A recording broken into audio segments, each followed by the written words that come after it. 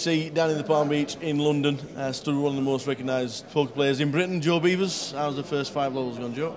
Well, I'm stood with one of the most recognisable interviewers in the whole of the world, Phil. First 3 levels have been good. We had a really good table. You know, it's a good fun table to play on. I've got Phil Ivey on my left. To his left, we got Mr. Full Flush himself. You know, they're putting 20s and 30s and 40,000s into pots. You know, we start with 40,000 in chips. They're calling with 7 high and 8 high and all kinds of things going on. Me, I'm just waiting for the aces like usual. But we're doing okay. We got 50 or 60,000, something like that, and I've won a few pots and played a few pots. But you know what? I'm going to say something, right? Because, I mean, obviously this is a great tournament. Jack McClellan puts on great tournaments. I love Jack. I love going to the Bellagio and everything else. But this tournament starts on Monday and finishes on Saturday. Yep. There's 72 players today. How many players will there be tomorrow? Maybe 100, maybe 200 altogether. Why do we have to play this tournament over 5 days? What happened to the good old days where if you made day 2, you were on the final table? Or stretch it to 3 days. The World Series used to be 4 days. You know, everyone's going on about, oh, what's the structure like? It's too much of a crapshoot. We need deeper stacks. Give us 20,000, give us 100,000, give us a 2-hour clock, give us a 3-week clock, right? You know, people have got other things to do as well, you know. I mean, obviously, you know, we all love playing poker, but I think people have become obsessed.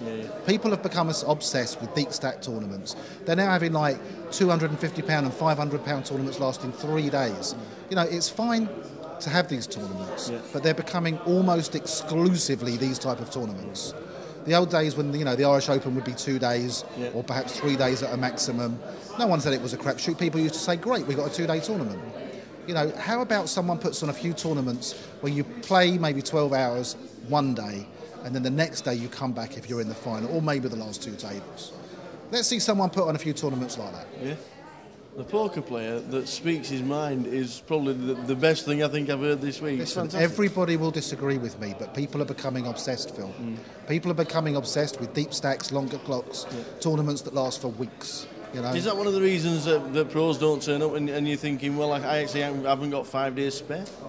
Well, look at Phil Ivey at the Bellagio the other day. I mean, obviously, you know, he's playing the biggest games online. Time's very important to him. Time's important to different people for different reasons. You know, time is very important to me for some reasons. And he turned up at the Bellagio. They were still taking buy-ins on day 3. So what's happening is you're seeing the events almost go full circle. Phil doesn't want to play 5 or 6 days in this tournament, so he comes in day 3 and goes on to do very, very well on. I think he made the final table.